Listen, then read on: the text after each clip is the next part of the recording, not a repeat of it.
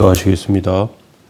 복 있는 사람은 악인들의 꾀를 따르지 아니하며 죄인들의 길에 서지 아니하며 오만한 자들의 자리에 앉지 아니하고, 거룩하신 주님, 저희들의 삶에 은총과 은혜를 내려주시고 잘못된 길로 빠지는 일 없도록 좀 도와주시고, 시험에 들지 아니하며 또 오만하고 또 죄인들의 길에 가지 않는 거룩한 자들 다 되게 하여 주시고, 오늘 한날의 삶에도 은총과 은혜 내려 주옵소서. 연약한 종의 입술도 주장하시기 원하며 예수님의 이름으로 기도합니다. 아멘. 찬송가 456장 2절 찬송 드리겠습니다.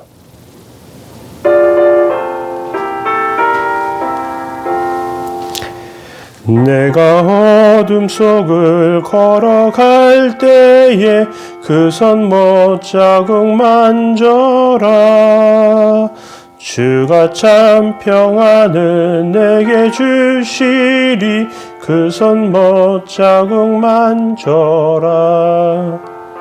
그 손 못자국 만져라. 그 손 못자국 만져라. 주가 널 지키며 인도하시리. 그 손 못자국 만져라. 아멘. 시편 1편 1절에서 6절 말씀 읽겠습니다.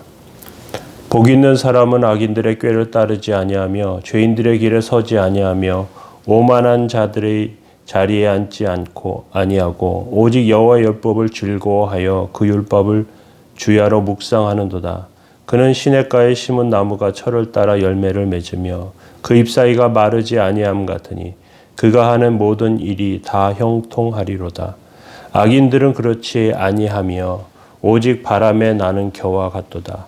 그러므로 악인들은 심판을 견디지 못하며 죄인들이 의인들의 모임에 들지 못하리로다. 무릇 의인들의 길은 여호와께서 인정하시나 악인들의 길은 망하리로다. 아멘.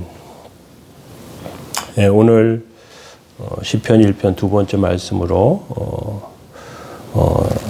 시편 1편을 세 가지 내용을 한편 살펴보려고 합니다. 첫 번째는 축복의 길에 나타난 세 가지 함정, 오늘 나눌 말씀이고요. 내일은 악인의 길, 세 번째는 하나님의 판단, 이 세 가지로 말씀을 나누려고 합니다.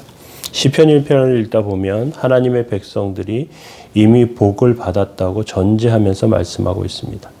복 있는 사람은 앞으로 복을 받을 사람이 아니라 이미 하나님의 복 안에 들어와 있고 복을 소유한 사람이라는 뜻으로 말씀하고 계십니다. 그래서 하나님의 백성은 복을 찾기 위해서 여기저기 돌아다녀야 하는 존재가 아니라 이미 복을 받은 존재입니다. 하나님께서 우리에게 주신 그 복을 붙잡고 살아가야 합니다. 세상 사람들은 미래의 복을 찾아서 자기 나름대로 이리 뛰고 저리 뜁니다. 어떤 사람은 재물이라는 복을 찾아서 증권 투자에 매달리기도 하고, 어떤 사람은 명예나 지식의 복을 얻고자 학문의 길로 가기도 하고, 어떤 사람은 의사나 변호사의 길로 들어가기 위해 피터지게 경쟁을 합니다. 그런데 하나님께서는 하나님의 백성들이 이미 복을 받았다고 말씀하고 계십니다. 그런데 우리를 돌아보면 아직 복을 찾지 못한 것 같고요. 가난하고 유명하지도 않습니다. 그런데 이런 상황에 왜 하나님께서는 하나님의 백성이 복이 있는 자라 이렇게 말씀하실까요? 그 이유는 복이 하나님을 아는 것이기 때문에 그렇습니다. 아무리 돈을 많이 벌고 권력을 가지고 있어도 하나님을 모르는 자는 복이 없는 사람입니다. 인간은 하나님을 모르면 절대로 자기 자신을 찾을 수 없습니다. 자기가 누구인지 모르는데 어떻게 복을 받을 사람이 될 수 있겠습니까? 오늘 세상 사람들은 다른 것을 다 가지고 있는지는 몰라도 자기가 누구인지는 정확히 모릅니다. 삶의 목적이나 가치를 모르고 삶에 나타나는 여러 가지 조건들, 그리고 억지로라도 취하려고 하는 그러한 것들에 매달려서 삽니다. 하나님을 안다는 것, 하나님의 은혜 가운데 들어간다는 건 쉬운 일이 아닙니다. 그런데 우리가 믿음 안에 있으면 또 하나님을 바르게 알 수 있습니다. 예수님을 알고 난 뒤에, 하나님을 알고 난 뒤에 우리가 자랑하던 모든 것을 배설물로 여길 만큼 그 차이는 엄청난 것이라고 할 수 있습니다. 그런 의미에서 그런 뜻 안에서 우리가 이미 복받은 사람이고 그 복 안에 있는데 우리가 잘못된 함정에 빠질 수 있습니다. 축복의 길에 세 가지 함정이 있는데 첫 번째는 오늘 본문을 보니까 악인들의 꾀를 따르는 것이라고 말하고 있습니다. 꾀는 모략이나 지혜로 말할 수 있습니다. 그런데 하나님의 백성이 왜 악인들의 꾀를 따르는지 의문이 들죠. 하나님의 지혜를 따라서 하나님의 꾀를 따라가야 되는데 왜 악인들의 꾀를 따라가느냐. 처음에는 악인들의 꾀가 나쁜 꾀가 아닌 것처럼 보입니다. 세상의 지식과 지혜를 말합니다. 써먹을 수 있고요.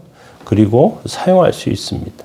그래서 그것을 잘하면 인정도 받고 좋은 대학이나 좋은 직장이나 그런 데 가기도 해요.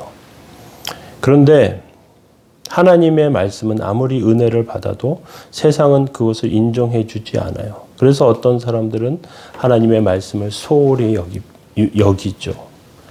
그런데 곰곰이 한번 생각해 보면 세상의 지식으로는 부흥의 불을 일으킬 수 없습니다. 위기를 이겨낼 수 없어요. 영적 침체를 막아낼 수 없습니다. 세상의 지혜는 겉으로 잘 사는 것 같지만 속으로 골병이 듭니다. 하나님의 말씀은 당장 성적을 올려주거나 직장이 생기게 해주진 않지만 우리 마음을 뜨겁게 하시고요. 기도를 응답해 주십니다. 그래서 하나님의 사람들은 하나님께서 우리의 삶의 문제를 해결해 주실 것을 믿고 기도하며 매달릴 수밖에 없습니다. 그래서 악인의 꾀를 따르지 않아야 합니다. 두 번째는 죄인들의 길에 서지 않아야 합니다. 우리가 인생에 가는 것을 길이라고 표현한다면 의인의 길이 있고 악인의 길이 있습니다. 죄인들이 다니는 길이 있고요. 또 의인들이 다니는 길이 있습니다. 죄인들이 다니는 길로 가보면 경찰서, 법정, 감옥으로 이어지게 됩니다. 그런 길의 결과물이 죄인의 길 가운데 나타난다는 것입니다. 죄인의 길을 간 사람들은 권력자들을 쫓아가기도 해요. 힘 있는 자들의 집에 뻔질나게 드나듭니다. 그런데 권력자가 망할 때, 그 권력이 수명이 다할 때 죄인의 길은 망하는 길이 되는 것입니다. 지금은 모든 것을 쥐고 흔들면서 나는 새도 떨어뜨릴 것 같지만 그 권력은 결국 금방 힘을 잃습니다. 죄인의 길에 들어가지 말아야 합니다. 세 번째는 오만한 자들의 자리에 앉지 않아야 합니다.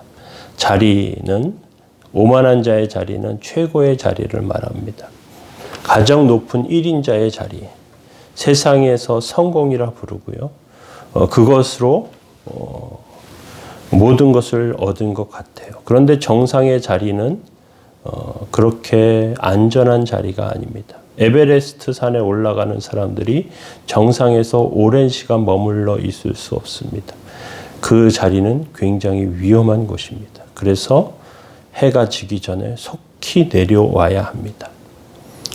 권력자들이 정상에 올랐다가도 최고의 자리에 올랐다가도 그 오만함 가운데서 마치 왕이라도 된 것처럼 행세하지만 결국은 그것들이 사라질 때 바닥으로 한없이 추락하며 꼬꾸라집니다. 오만한 자리인지 우리가 어떻게 알 수 있는가? 하나님 말씀 가운데서 그 기준을 삼아 보면 분명하게 알 수 있습니다. 어떤 의미에서 하나님 뜻 안에 서려고 하면 오만한 자가 될 수 없습니다. 자기 자리나 야망이나 성공을 하나님보다 더 사랑한다면 그 자리가 바로 오만한 자의 자리입니다. 축복의 길을 가는데 세 가지 함정이 있을 수 있습니다. 악인의 꾀, 죄인의 길, 오만한 자의 자리. 그것들 가운데 승리하는 복된 삶 다 되시길 예수님의 이름으로 축원합니다. 기도하겠습니다. 사랑의 하나님, 주님의 은혜와 사랑에 감사드립니다. 저희들의 연약함이 주의 은총 안에서 도우심 아래서 온전하여지며 하나님 세우시는 축복의 삶, 은혜의 삶으로 날마다 인도해 주옵소서. 하나님께서 함께 하실 때 그 주님 내리시는 복, 그 강복의 역사가 저희들 가운데 넘쳐 흐르게 하여 주시고 온전케 하시는 하나님의 뜻 안에서 세워지는 복된 심령들 다 되게 해 주옵소서. 오늘도 지키시기 원하며 예수 그리스도의 이름으로 기도합니다. 아멘.